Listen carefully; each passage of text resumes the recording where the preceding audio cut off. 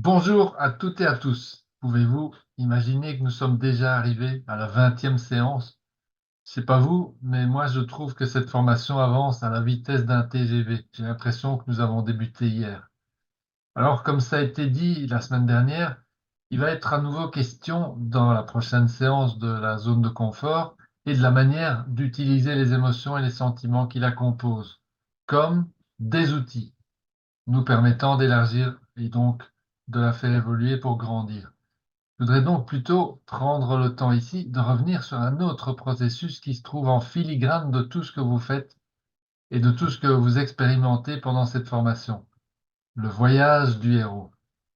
J'aimerais vous permettre de découvrir en quelques minutes une signification plus profonde du mythe du voyage du héros et aussi pourquoi ce concept est si important dans votre parcours au sein de la clé de la maîtrise. Alors, le plus simple aurait été de vous passer la vidéo de l'interview historique de Joseph Campbell, réalisée dans les années 80 par le journaliste Bill Moyers. Mais cette interview dure plus d'une heure et n'est pas traduite en français, ni sous forme de texte transcrit, ni sous forme de sous-titres. Alors, nous vous donnerons tout de même le lien pour ceux et celles d'entre vous qui se sentent suffisamment à l'aise en anglais. Joseph Campbell parle un anglais clair et châtié, et donc je vous recommande de visionner cette passionnante interview si vous comprenez l'anglais. Alors prenons donc quelques instants pour explorer à nouveau cette fabuleuse métaphore que vous côtoyez maintenant depuis quelques semaines. Que représente-t-elle pour vous aujourd'hui? Est-ce simplement une chose intéressante que vous avez découverte lors de la 16e semaine et qui dort maintenant tranquillement dans un coin de votre mémoire? Ou bien est-ce un modèle auquel vous avez commencé à vous référer pour découvrir où vous en êtes dans votre parcours? Les deux possibilités sont OK, bien sûr, mais et l'une et l'autre dépendent avant tout de votre tempérament de base et de vos couleurs dominantes. C'est pour ça que Françoise et moi, ben, on avait envie de vous en reparler ici, maintenant que vous approchez de la fin du parcours de la clé de la maîtrise. Parce que nous pensons que la métaphore du voyage du héros est un outil très utile et très puissant pour bien interpréter les situations de vie que vous traversez. Et du coup, pour mieux savoir quoi faire et quelle direction prendre lorsque plusieurs routes se présentent à vous. Par exemple, il y a une vingtaine d'années, Françoise et moi avons dû nous remettre en question à la fois individuellement et au niveau de notre relation. Nos enfants commençaient à trouver leur indépendance et à prendre leur liberté, et nos vies professionnelles respectives étaient remplies de stress et de choses qui nous déplaisaient au point d'avoir envie de tout arrêter. Alors ça se répercutait évidemment sur notre vie de couple et nous nous sommes retrouvés, comme beaucoup d'autres, à la remettre en question. C'est là qu'un voyage du héros a débuté pour chacun de nous deux, sauf qu'à cette époque, nous ne connaissions pas encore l'existence de Joseph Campbell ni de sa brillante métaphore. Mais heureusement, nous avons quand même réussi à boucler tous les deux nos voyages du héros respectifs, ce qui a débouché sur des changements professionnels radicaux et sur le renforcement de notre relation de couple. Et maintenant que nous pouvons revoir tous les deux nos parcours respectifs, avec le recul et avec la grille de lecture du voyage du héros, nous voyons qu'absolument tous les ingrédients s'y trouvaient. L'appel du héros, le passage du seuil, le saut dans l'inconnu, les aides, les mentors, l'abysse, la transformation et enfin le retour dans la tribu. Nous sommes tous les deux évidemment en gratitude l'un envers l'autre et pour nous-mêmes aussi d'avoir été jusqu'au bout de nos voyages du héros respectifs. Mais sachez que vous aussi, vous avez déjà fait ce voyage de nombreuses reprises jusqu'au bout. Pensez à toutes les situations difficiles que vous avez rencontrées au fil de votre vie et que vous avez traversées. C'est la même chose, c'est un voyage du héros à chaque fois. Et le fait d'en posséder la grille de lecture, eh bien, c'est un avantage décisif, car nous n'avons plus besoin de perdre du temps à chercher les bonnes questions à se poser. La métaphore nous les donne directement.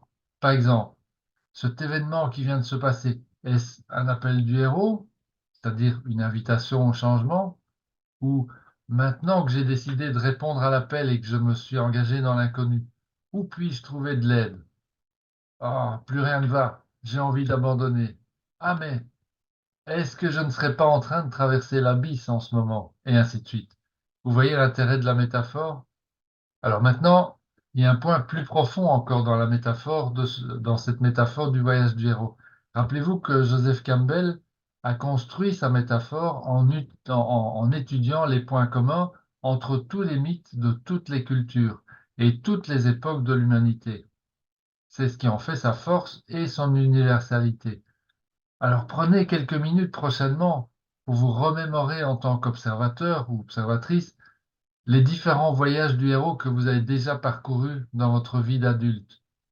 Si vous vous concentrez bien, vous allez découvrir qu'il y a un point commun à tous les appels du héros que vous avez déjà reçus. Et ce point commun a à voir avec un ou plusieurs rôles que vous jouiez dans votre vie du moment. Et quelque chose qui vous poussait à quitter ce rôle. Alors les situations possibles sont nombreuses évidemment car la société nous conduit à jouer une multitude de rôles depuis notre naissance et nous passons constamment de l'un à l'autre, le père ou la mère, le fils ou la fille, le professionnel, l'ingénieur, le professeur, l'infirmier, etc. ou le mari, l'épouse, le guide, le prof, l'élève et ainsi de suite. Nous passons ainsi notre vie à jouer des rôles ou à porter des masques si vous préférez. C'est la rivière des rêves.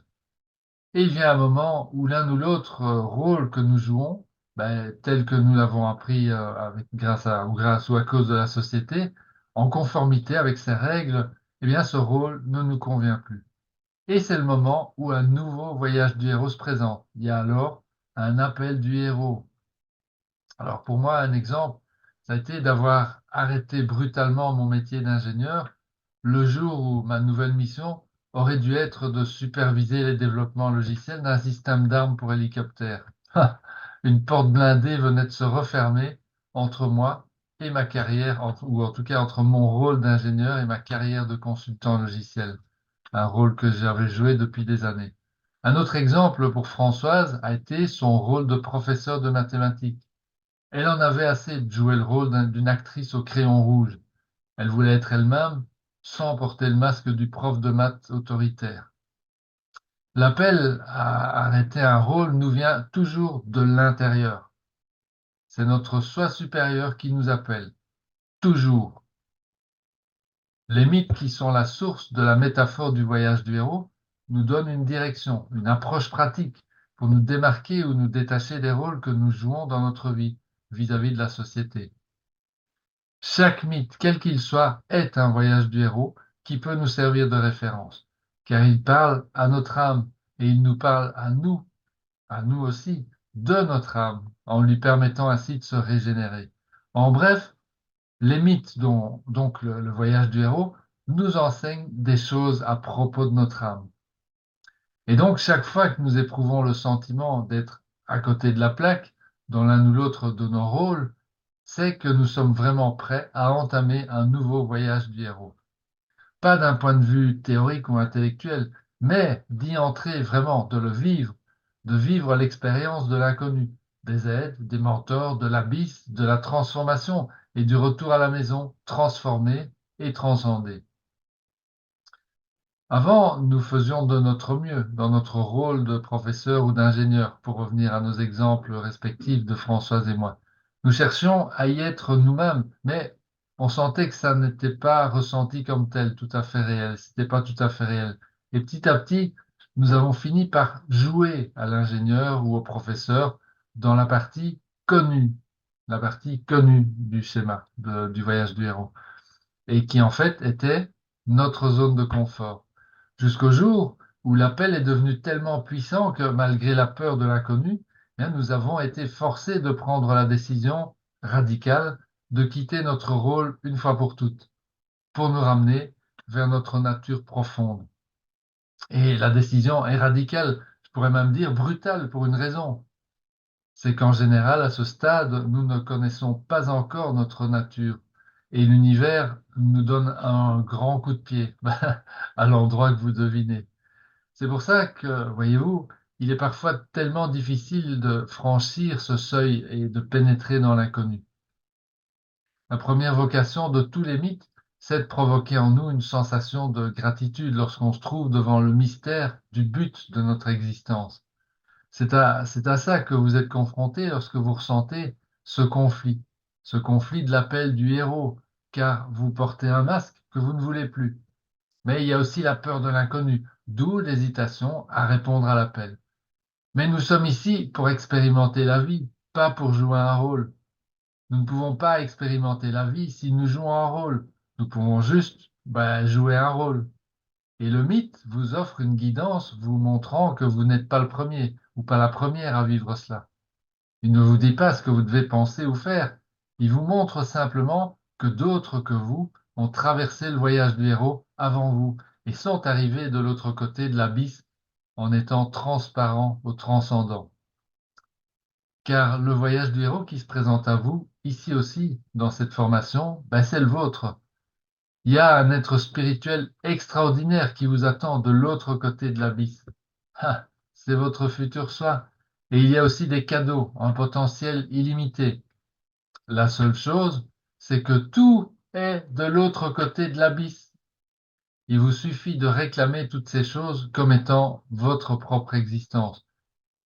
Mais vous ne pouvez pas le faire tant que vous continuez à porter le masque ou à jouer le rôle en conformité avec ce que la société en attend. Si nous essayons de garder nos rôles en parcourant le voyage du héros, nous ne pourrons pas rester longtemps dans l'inconnu, et encore moins dans l'abysse, et nous reviendrons dans le connu, notre zone de confort. En conclusion, quel est notre espoir à nous, Françoise et moi, ici et maintenant? C'est que vous acceptiez humblement que tout ceci est votre mystère et qu'il est beaucoup plus passionnant de vivre en parcourant la partie inconnue du voyage du héros qu'en restant dans sa partie connue. Et la personne que vous rencontrerez en bas, dans l'abysse, et juste après, est tellement plus cool. L'expérience commence vraiment quand vous cessez de voir le voyage du héros comme un exercice intellectuel. Les mythes nous montrent que de nombreuses personnes l'ont parcouru avant nous, à leur manière, évidemment, et que c'est vraiment, véritablement un chemin spirituel. Allez, on se quitte ici pour aujourd'hui et pensez-y si vous ne l'avez pas encore fait. Réfléchissez un moment à comment élargir votre zone de confort grâce aux outils qui la composent. Peur, colère, culpabilité, sentiment d'être blessé, sentiment d'être indigne. Je vous dis au revoir et à dimanche en pleine forme.